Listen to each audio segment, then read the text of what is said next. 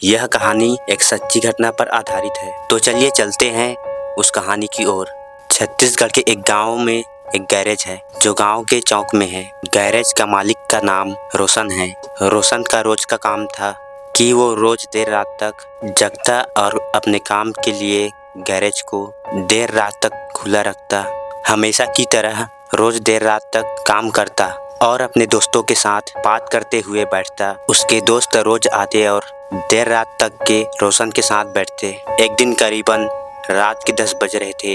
रोशन अपने गैरेज में काम कर रहा था। उसके दोस्त उसके साथ बैठे थे, लेकिन थोड़ी देर बाद उसके दोस्त अपने अपने घर चले गए। रोशन को उस दिन काम ज़्यादा हो जाने के कारण दोस्तों के जाने के बाद भी काम करता रहा। काम बहुत ज़रूरी था, इसलिए रोशन देर रात तक काम करता रहा। काम करते हुए रात के करीबन 12 बज चुके थे। चारों तरफ कुत्तों का रोने का आवाज। उसके दुकान के थोड़ी दूर बाद गांव के खेत थे जहां से भेड़ियों का रोने का आवाज आ रहा था। रोशन सब कुछ इग्नोर करके अपना काम कर रहा था, लेकिन रात का माहौल कुछ अलग ही था जो किसी का भी रूह कपाने के लिए काफी था। रोशन अपना काम कर रहा होता है, तभी एक आदमी आता है। रोशन को अपनी कुछ परेशानी बताने लगता है। वह इंसान रोशन से मदद मांगता है। बोलता है कि मेरा बाइक गांव से बाहर थोड़ी दूर में खराब हो चुका है, आप उसे ठीक करने के लिए मेरे साथ जा सकते हैं क्या? रोशन अपने काम में बिजी था, लेकिन मुसीबत में आए कस्टमर का बात मान जाने के लिए रेडी हो जाता है।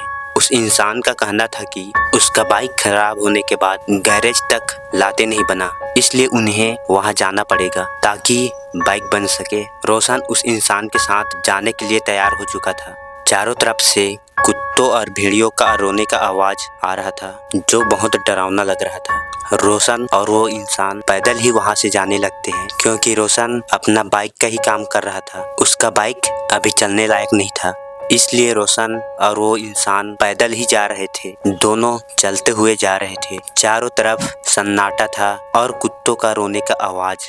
पैदल चलते हुए गांव के आखिरी में पहुंच गए थे। तभी सामने से गांव का ही एक लड़का बाइक में आता है और रोशन से पूछता है कि भाई इतनी रात को सामान लेके कहाँ जा रहे हो? रोशन बोलता है कि ये चाचा का बाइक खराब हो गया है, उसे बनाने जा रहा हूँ। उसके बाद वो लड़का बोलता है कि कौन चाचा? जैसे ही रोशन उस आदमी को दिखाने के लिए पलटता है, रोशन का हालत खराब हो जाता है।